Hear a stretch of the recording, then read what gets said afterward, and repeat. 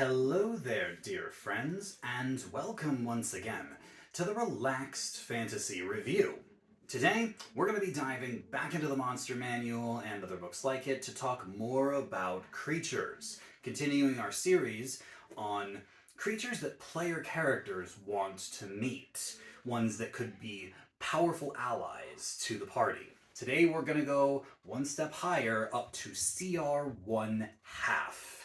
The CR system, while a flawed system, has a general scale to it, and the idea that a CR-1 half creature would meet a low-level party is not that uncommon at all.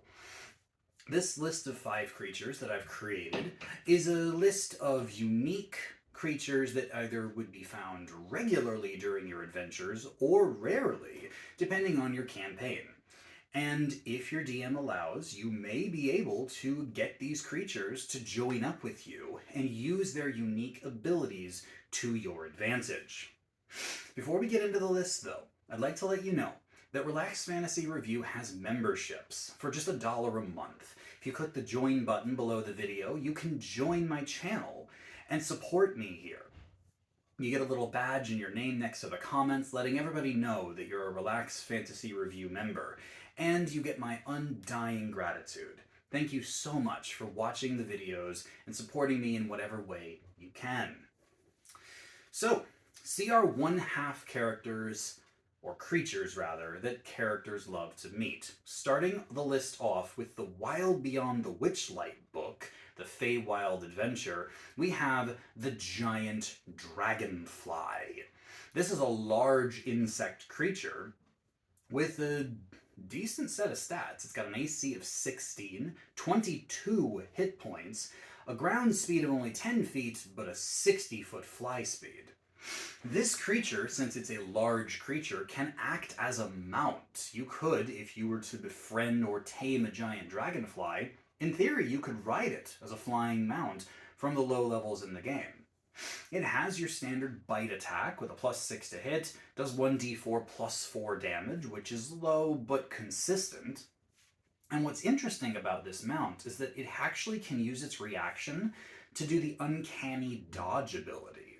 So even though it doesn't have flyby, so if it flies into battle and tries to fly away, it can take opportunity attacks. The fact that it has uncanny dodge means that if it is targeted, it can take half damage on one of the attacks if it gets hit. Combine that with a decent AC, a nice pool of hit points, and a 60-foot fly speed, and you've got yourself a pet that you can ride through the sky and that can help you in combat, at least as a small damage dealer that isn't too squishy. Not a bad place to start. But if we're going to talk mounts, let's go a little more classic. Let's go back to the Monster Manual and talk about the Warhorse. I mentioned in another video the Draft Horse as a good mount that you can use on the ground. The Warhorse is the step up from that. It's got an AC of 11, hit points of 19, and a speed of 60 feet, making it faster than a draft horse and tougher than a racing or riding horse. It also has an ability, the Trampling Charge ability. It can, if it rushes towards a creature on its turn, force it to make a strength save or knock it prone. If it does this, it can use its bonus action to use its hoof attack. Speaking of which, it has a hoof attack, where it has a +6 to hit and does 2d6 +4 damage. That's as much as a low-level barbarian or fighter wielding a greatsword with a high strength score. And with a speed of 60 feet, the Warhorse could actually, in theory, act as a party member. Its AC is a little low at 11, but if you're willing to deck out your horse, you can give it barding and even give it plate armor. You're probably not going to do that in the low levels of the game, but you can still slap breastplate or leather or any armor that a person could wear, and you just spend 4 times as much to put it on a horse. If you want to keep your mount safe, this is not a bad plan, and as a large creature, once again, anyone can ride it. So you got yourself a tough and tanky horse, and as a mount, it's a really, really classic pick. It does cost a lot of gold, though. 400 gold pieces, I believe. But if you've got the cash to spare, this is a great low-level ally for you to have in the party. Moving along to another Monster Manual creature, this one is a little bit different, and you've got to put your mind in a different headspace. It's not a mount, it's just an ally. The ape. Just a regular old ape. You could think of it as a chimpanzee, an orangutan, a gorilla. Who knows? It's an ape of some kind. And it's got a 12 AC, 19 hit points, and a 30-foot speed, as well as a 30-foot climbing speed. The reason that the ape is here is because it's actually a pretty versatile ally. They have hands, so they can actually grab and use basic tools. They're not proficient with weapons per se, but anything that you need hands to grab, like it could grab a healing potion and pour it into your mouth, or it could pick up an object and throw it, or open a door. There's a lot of things that hands are necessary to perform. But as far as its actions in combat go, it's actually got a multi-attack option. It can hit twice in a turn if it uses its fist attack. It gets a +5 to hit, does 1d6 plus 3 damage, which is decent damage. And if you need it to attack at range, it can do that too. It has a rock throwing attack where it also has a +5 to hit, does 1d6 plus 3 damage. So this thing can actually stand on the back line with the squishies or the front line with the fighters if necessary. I mean, I understand that an AC of 12 isn't that high either, and it's not super fast, but its climbing speed could make it a pretty valuable ally in the trees or on the back line, staying safe while also doing damage. It's just a really versatile creature, and with a decently high intelligence, you could, in theory, train it to do basic things. And that's like having a pseudo extra party member, which is always nice. But let's get into the final characters on this list, the final creatures. From the Guildmaster's Guide to Ravnica, we have the Winged Thrall. The Thrall is an interesting creature. It's got an AC of 12, hit point pool of 31, which means it's actually really tough to kill. It has a 30-foot speed and a 30-foot flying speed, so it can fly.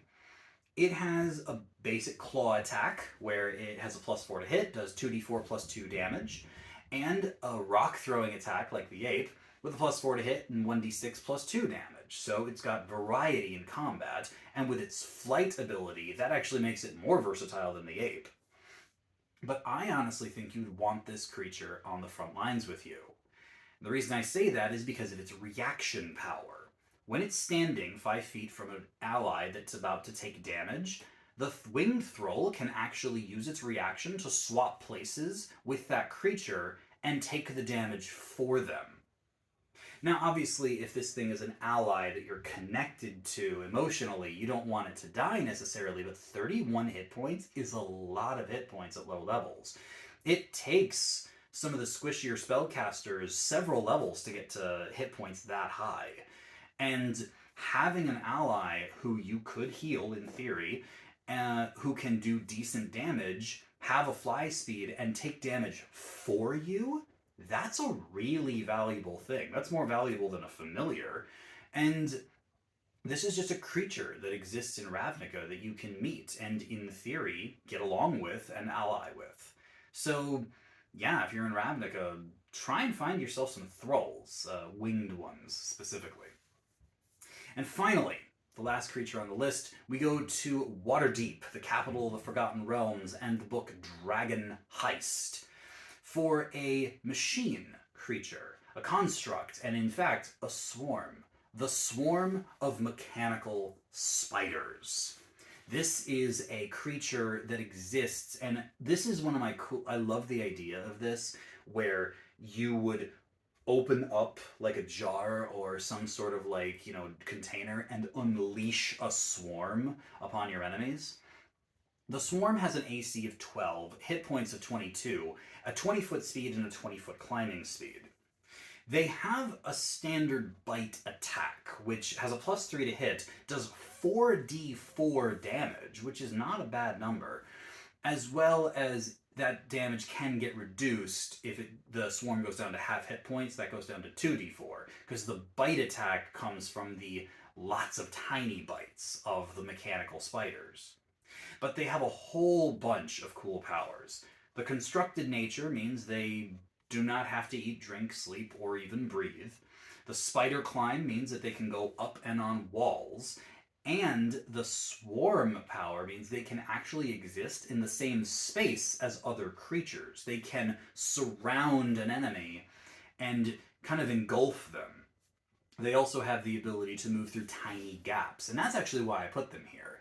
Anytime you find a locked door or a window you need to get through, you can send your swarm through small gaps, and because they're mechanical, they should follow your orders.